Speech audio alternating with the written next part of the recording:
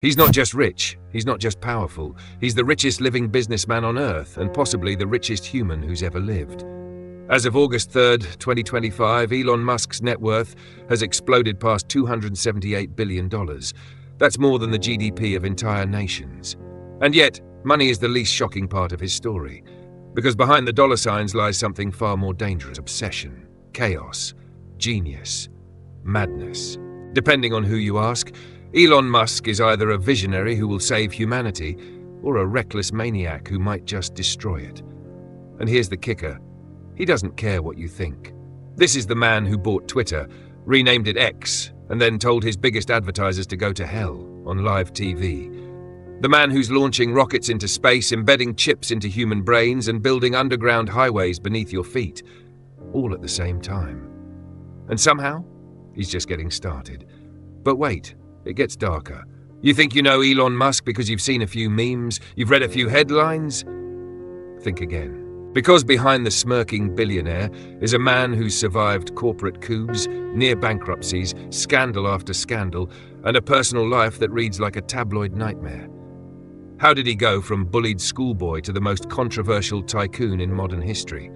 How did he bet everything and almost lose it all, multiple times?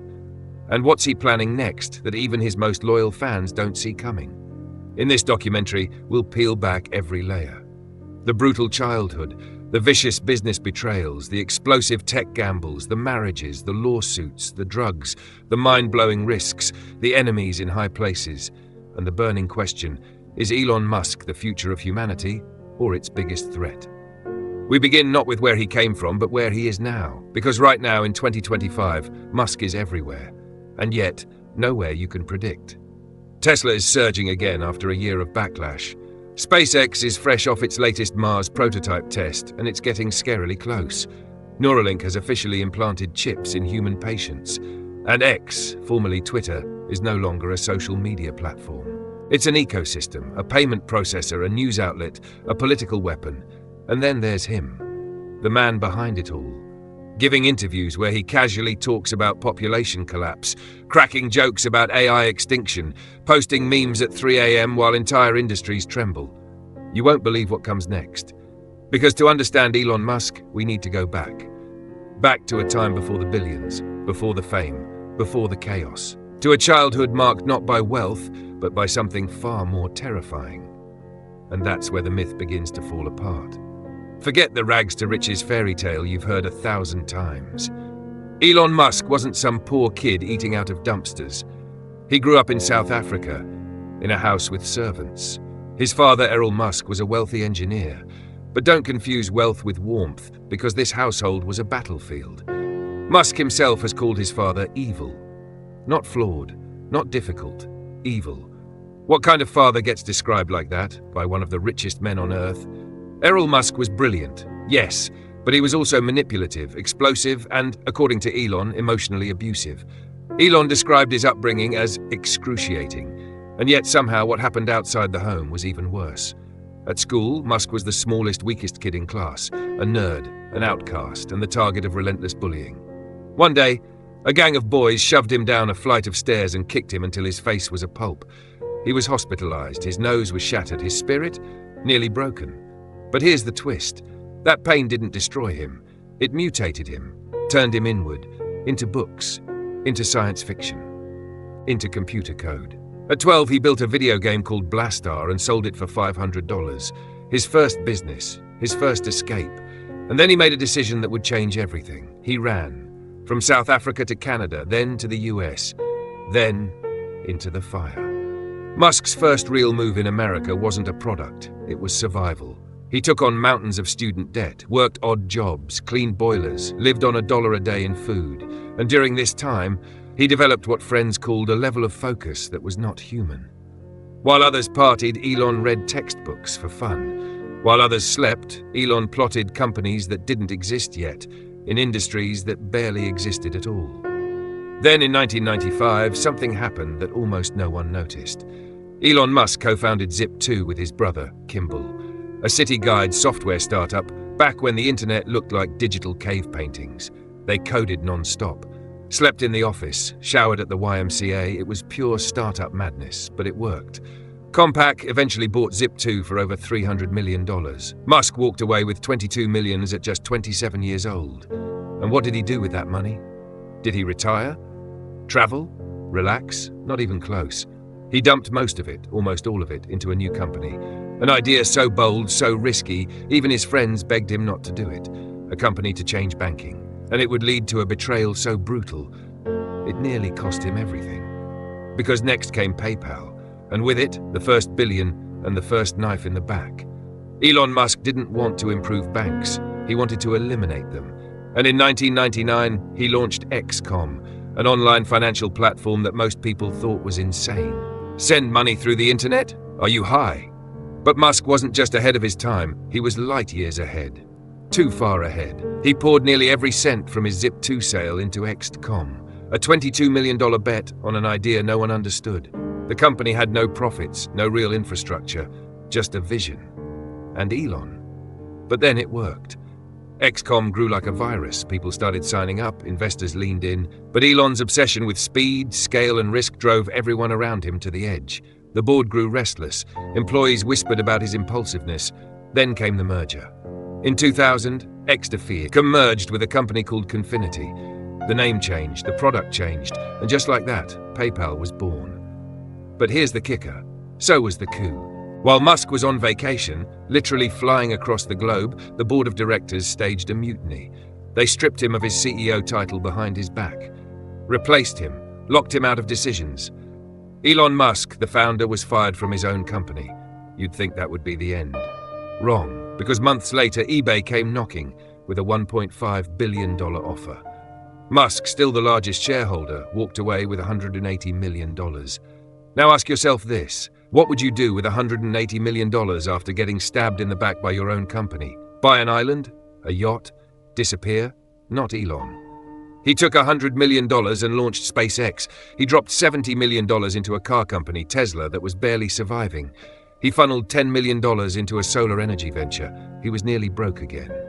Yes, after cashing out of one of the biggest acquisitions in tech history, Elon Musk was almost broke by choice. Because he wasn't in this for comfort. He was in this to reshape civilization. But it wasn't some smooth rise to power. Tesla would nearly die. SpaceX would literally blow up, and the media, they mocked him every step of the way. Coming up next, lawsuits, exploding cars, failed launches, and a tweet that nearly destroyed Tesla in one day. Because now, the stakes were real, and so were the consequences. When Elon Musk joined Tesla in 2004, it wasn't the electric car powerhouse we know today.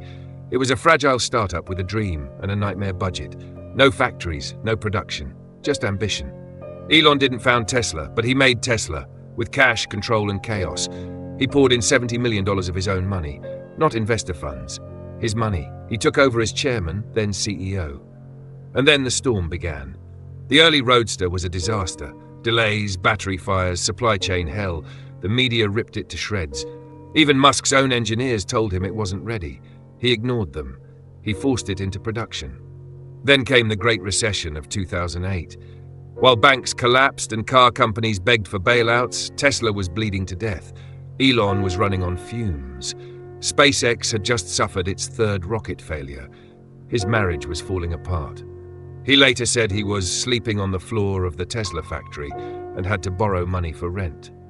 He was weeks, days from bankruptcy, and then everything turned. SpaceX stuck the landing, literally. Their Falcon 1 reached orbit on its fourth attempt, a lifeline. At the same time, Tesla secured emergency funding, barely. It was like threading a needle in a hurricane, but the public didn't care. They still laughed at Tesla. Electric cars are toys, they said. They'll never scale. Then came the Model S. It was fast, sleek, silent, and it rewrote the rules. Suddenly, Tesla wasn't a joke. It was a threat. The legacy auto industry freaked out. Gasoline giants began to panic. But Elon? He doubled down. He opened the supercharger network, built the gigafactories, took the fight global. Then he did something unthinkable. He made Tesla's patents free. Why? Because he said it was about accelerating the world's transition to sustainable energy. Not hoarding secrets. But behind the scenes, things were far from ideal. Quality issues. Supply chain nightmares. And then, autopilot. Tesla's self-driving system was supposed to revolutionize transport. Instead, it sparked a firestorm. Crashes, deaths, investigations, the media attacked. Governments launched probes. Is autopilot a death trap? Headlines screamed. And then came the tweet. In 2018, Musk posted, "I'm considering taking Tesla private at $420, funding secured." The stock exploded. The SEC went nuclear, a $20 million fine. Musk was forced to step down as chairman. Tesla's stock tanked, and yet the cult grew stronger. Tesla became the most valuable car company on Earth, outselling legacy brands, dominating EV markets, setting stock market records. At its peak, Tesla was worth more than Ford, GM, Toyota, and Volkswagen combined. How? Because people didn't buy cars, they bought Musk. But while the world was distracted by the EV gold rush, Elon was already moving on to space. Because he wasn't just trying to change how we drive, he was trying to change where we live. Next stop, Mars. Let's be honest, if any other businessman had started SpaceX, it would have been a footnote in tech history. But Elon Musk wasn't building a space company. He was building an escape plan for humanity. He believed Earth would die. Nuclear war, AI collapse, overpopulation, underpopulation. Take your pick. So what did he do? He created a company from scratch that would send rockets to Mars, and everyone laughed. In 2002, he gathered a few engineers in a rundown office in El Segundo and laid it out. We're building rockets. They're going to be reusable, and one day we're colonizing the red planet. People called him delusional. But by 2006, SpaceX launched Falcon 1. It failed. Again in 2007, and again in 2008.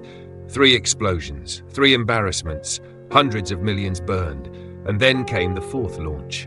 Success. Falcon 1 reached orbit.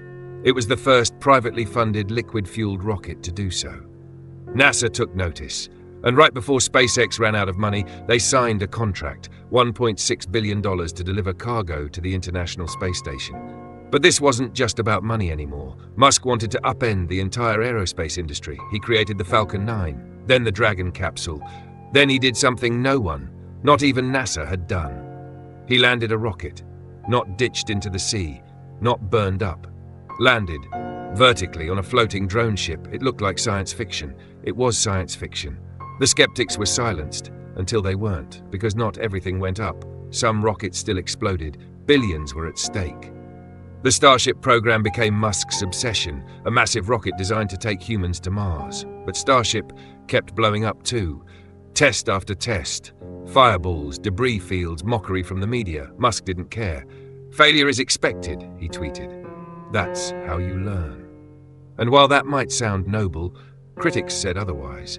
SpaceX faced lawsuits, allegations of unsafe working conditions, engineers sleeping on site, insane deadlines, whistleblowers claiming burnout and broken bones. And yet, they delivered. By 2023, SpaceX was launching rockets weekly. Starlink, its satellite internet arm, was blanketing the globe. In 2025, it passed 6,000 active satellites. Governments now rely on Musk for internet during wars. Entire countries depend on him. And that terrifies them. He has more control over space-based infrastructure than NATO. Let that sink in. But even with all of this, even with rockets landing themselves, global internet domination, and Mars in his sights, Musk wasn't satisfied. He wanted to go deeper, not into space, into your brain. And what he did next sparked a whole new kind of terror. When Elon Musk said he wanted to merge humans with AI, most people thought it was a joke, a meme. Another one of his late-night Twitter provocations. It wasn't. In 2016, he launched Neuralink, a neurotechnology company with a goal so sci-fi it bordered on dystopian, to implant microchips in human brains. The mission? Cure paralysis, treat depression, boost memory, maybe even upload consciousness. Sounds noble, right? But here's where things get terrifying. For years, Neuralink faced backlash, accusations of animal cruelty, reports of botched experiments, monkeys that died during chip tests, federal investigations. Bioethics experts warned this isn't just dangerous, it's irreversible. And yet in 2024 it happened, the first human trial. Elon Musk announced on X that a patient had received the Neuralink implant and was recovering well. Soon after, videos emerged. The person was reportedly able to move a computer cursor with their mind. Some hailed it as the dawn of a new age, others called it techno-madness. And then there was the Boring Company, Launched as a side hustle in 2016, this was Musk's attempt to fix urban congestion. How? Tunnels. Lots of them. Underground highways where Teslas would speed silently on electric skates.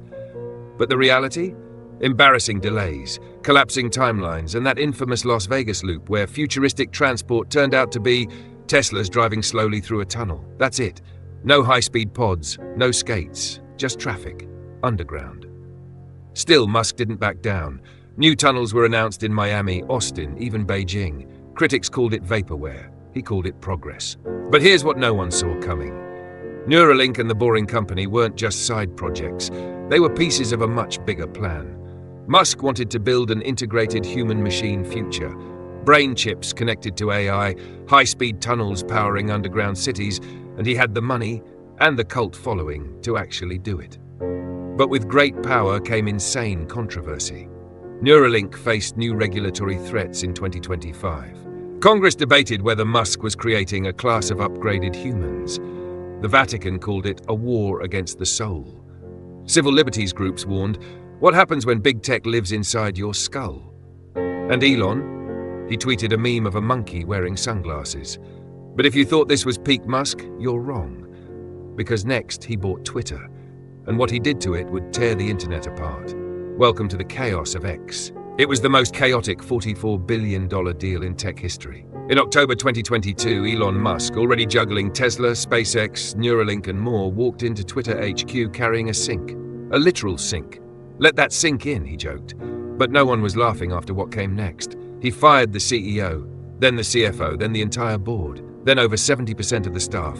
Engineers, moderators, safety teams, gone overnight. Advertisers panicked, stockholders raged. Critics screamed, he's destroying Twitter. But Elon Musk wasn't interested in running a platform. He was on a mission to reshape the entire internet. First, he rebranded it. Twitter became X, the bird, gone. The blue check marks, now sold to anyone with $8. Verified status became meaningless. Chaos ensued. Next, he changed the algorithm, amplified free speech, restored banned accounts, including some of the most controversial figures in politics, media, and science. The result? Engagement spiked. So did rage. Suddenly, X became the battlefield of modern culture, a place where truth and lies collided in real time, where debates turned into flame wars, where Elon Musk himself responded to memes about himself, sometimes within minutes. But that wasn't even the wild part, because Musk didn't stop at rebranding or free speech. He turned X into a financial ecosystem. In 2024, he launched peer-to-peer payments, crypto wallet integrations, video monetization.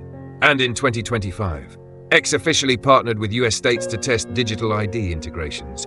You could now pay bills, watch live news, post memes, and argue with politicians, all in one app.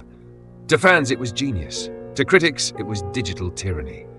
Regulators from the EU, US, and Canada opened probes. Antitrust hearings were launched. Advertisers like Disney, Apple, and Coca-Cola fled in waves. So Musk went nuclear. In late 2024, he took the stage and said, quote, "If you're going to try to blackmail me with advertising, go f*** yourself." Live, on camera. It sent shockwaves through Wall Street. But here's the twist. X survived. And in 2025, it's thriving under Musk's bizarre leadership. X has over 800 million active users. It's the go-to platform for breaking news. It's monetizing at levels that shocked even skeptics. And in a world where attention is power, Elon Musk has the ultimate weapon. But power has its price. Behind the scenes, the pressure is mounting. Lawsuits, government investigations, hacker attacks, even whispers that foreign adversaries are watching X closely and using it. Still, Musk laughs, posts memes, taunts the media. He acts untouchable. But is he? Because now, we enter the most unstable chapter of all, his personal life, and it's even messier than the company's. Multiple wives, secret children, psychedelics, meltdowns. The next part, you're not ready. Elon Musk may be building rockets, cars, and brain chips, but what about the man behind the machines? What you're about to hear isn't tech drama, it's pure personal chaos. Let's start with the marriages. His first wife, Justine Musk, was with him before the billions. They met in college, married in 2000, had 6 children, but it was no fairy tale. She later described their relationship as controlling and cold. After the tragic loss of their first child, the emotional distance grew. The marriage crumbled. Then came Tallulah Riley. twice. He married the British actress in 2010, divorced in 2012, remarried her in 2013, divorced again in 2016, and in between, a parade of high-profile flames, most famously Grimes, the experimental pop artist. Their relationship was a public circus. Tweets, memes, a baby named XAA12, yes, that's the real name. Then came more children, more confusion, and eventually, a breakup, sort of. Because in 2022, it was revealed Musk had fathered twins with a Neuralink executive, just weeks before Grimes gave birth to their second child via surrogate. That brought the tally to 11 known children and counting. But it gets stranger. One of his children, Vivian, publicly disowned him in 2022, changed her name, declared she wanted nothing to do with her father. The reasons? Rumors point to ideological clashes, gender identity issues, and Musk's controversial tweets. And still, Musk kept posting. He's admitted to using ketamine to manage depression, reportedly microdoses psychedelics, sleeps on couches at Tesla factories, sometimes works 120-hour weeks. Other times he vanishes, disappears into Twitter rabbit holes for days, trolling billionaires, politicians, and journalists. Is it brilliance or breakdown? Insiders describe him as alternating between cold detachment and manic intensity. One moment he's lecturing engineers on quantum physics, the next he's laughing at fart jokes in a meeting. Some employees revere him, others call working under him psychological warfare. And then there's the obsession. Musk once said, "I'm not trying to be anyone's savior," but everything about his life screams messiah complex. Colonize Mars, save humanity, merge with AI, overthrow mainstream media. Is it ego or is it mission? Maybe both. But here's the part no one talks about. Elon Musk has no real home. In 2021, he sold most of his houses, downsized to a prefab box near SpaceX HQ in Texas, worth less than $50,000. A billionaire with no mansion, no estate, just a box and a mission. Is it humility? Marketing? Madness? We still don't know. But what we do know is this. Behind every headline, every tweet, every scandal, there's a man operating at a level most can't comprehend or survive. And now, he's making enemies. Big ones. Governments, billionaires, climate activists, political factions, and what's coming next may be the fight of his life. Because now the world is pushing back. For every admirer Elon Musk has, he's made 10 enemies. And they're not just angry bloggers or online trolls. We're talking about senators, prime ministers, tech giants, billionaire rivals, entire countries. Musk is locked in legal battles across the globe, from labor disputes in Germany to regulatory fights in California to national security investigations in Washington, D.C. In 2025, his companies are under active scrutiny in 8 countries. Why? Because Elon Musk doesn't play by the rules. Take his war with the US Securities and Exchange Commission. After the funding-secured tweet fiasco in 2018, the SEC hit him with fines, stripped him of his chairman title. Most CEOs would retreat. Musk, he doubled down, insulted the SEC in interviews, pushed harder, tweeted, "Well, look at his clash with the Biden administration." When other EV companies were lauded, Tesla was ignored. Musk wasn't invited to EV summits. Why? Politics. Power. Maybe fear. And when he finally was invited, he barely showed interest. Then there's the climate controversy. Musk claims to be saving the planet with electric vehicles and solar energy. And yet, he flies around in a private jet that tracked over 250 flights in 2024 alone. Environmentalists call him a green hypocrite. Tesla factories have been fined for pollution. Critics say his Martian dreams distract from fixing Earth. But Musk doesn't care what critics say. He's focused on legacy. In 2025, SpaceX is preparing for its first crewed test flight of Starship, a mission that could put humans closer to Mars than ever before.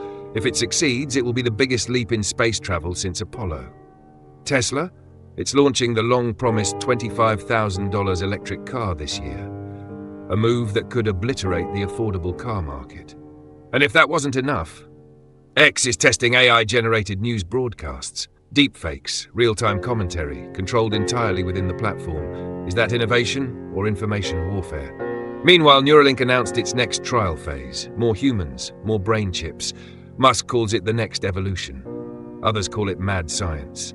And in politics, he's become an unelected kingmaker. His tweets move markets. His endorsements shift elections. In 2025, he's hinted, just hinted at forming a political action group.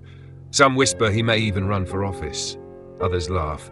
But then again, they laughed when he said he'd make rockets reusable too. So what's the end game? Some say he wants to be a digital emperor. Others believe he's genuinely trying to save civilization. But one thing's for sure, Elon Musk is playing the longest, riskiest, most unhinged game in human history.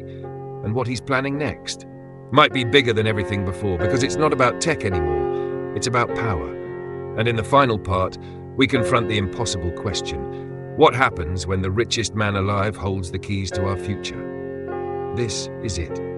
We followed Elon Musk through exploding rockets, brain chips, Twitter meltdowns, billion-dollar bets, and a personal life that reads like a fever dream. But now, in 2025, he's not just the richest man on Earth.